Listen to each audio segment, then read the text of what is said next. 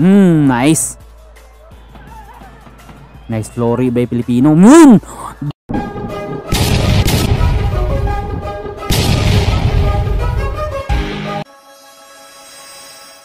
Kahapon ay napalaban ulit ang tubong Talisay City, Cebu na si J. Brian Baricotro. At ito ay semifinals na ng Boxing World Cup 2025 na ginanap sa bansang Kazakhstan. At dito sa semifinals ay kinharap ang isang Australian boxer na si Aziz Omer na naging impresibo sa huli niyang naging mga laban. Ito na mga idol ang semifinals ng World Boxing Cup na ginanap sa Kazakhstan.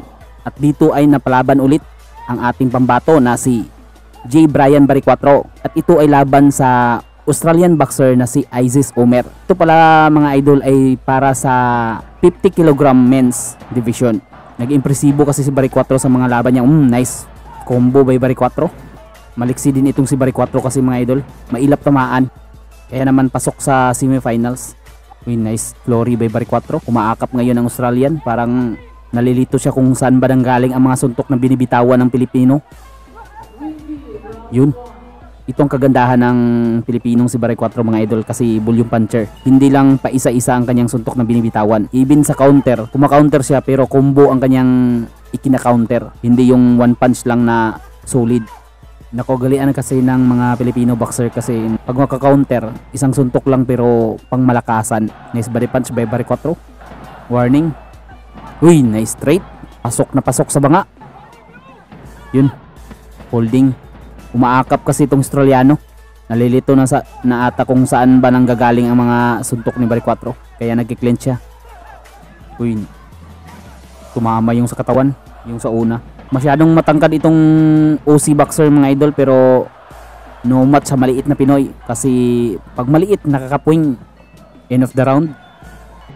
Ito na mga idol, round number 2. World Boxing Cup 2025. Nice flurry by Pilipino. Tumbling. Nagbaplip pa. Pero sabi ni ref nadulas lang daw. Pero hindi yun nadulas. Tumambling yun dahil sa isang hook. Nice. Kumama dun si kabayan ng solid. Pagkaano din itong referee. May pagka one-sided. Nice hook by Baricotro. Itong kagandahan ni Baricotro kasi masyadong maliksi. Tingnan niyo ang galawan niya. In and out, in and out. Parang may acceleration siya. Mahina yung simula tapos biglang bibilis. Nice evasion. Itong Australian hindi ito magaling kasi semifinals na ito Ilang beses na rin itong nanalo sa torneyong ito mga idol. Sadyang mas magaling lang talaga ang Pilipino dito sa pagkakataong ito.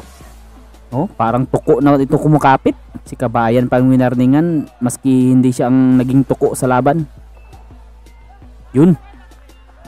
Tumama na naman. Solid. Nice. Nice straight. Sapul na naman sa dibdib. Pero bumuelta ang Australian. Wag sana mo pa corner si kabayan. Binakbakan si kabayan dun. Ito na mga idol. Last round ng bakbakan. Naluwa ang mouthpiece mga idol. Ito na ang deciding match. Para malaman kung sino talaga ang nanalo sa laban. Nice flurry by Baricotro. Yun. Pinaulan na ng suntok ni Baricotro itong Australian. Pero nanakawan lang siya ng puntos kanina sa round 2 kasi nagpa-corner siya Yun. Maganda tong pinapakita ni Baricotro dahil last round na ito, ibinigay niya na ang lahat ng kanyang naiipong lakas. Ganyan talaga dapat. Nice. Sinakayan. Nice hook. Maski matangkad tinalunan. Jumping hook tawag ata nun. Nice flurry by Baricotro. Naniniko tong Susi Nice body shot by Baricotro. Ginampanan na talaga ng Australiano ang kanyang pagiging tuko. Malakas makakapit Ibuhos mo na. Nice. Tumama si Baricotro pero na-counter din siya ng OC dun. Nice. Tumama sa straight. Warning dahil naniko. Kita ng ref. Halos sumakay na tong Australiano. Body punch by Baricotro. Nice.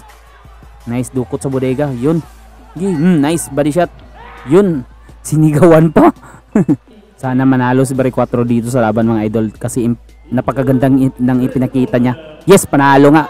Panalo ulit si Barry 4 mga idol. Para finals na.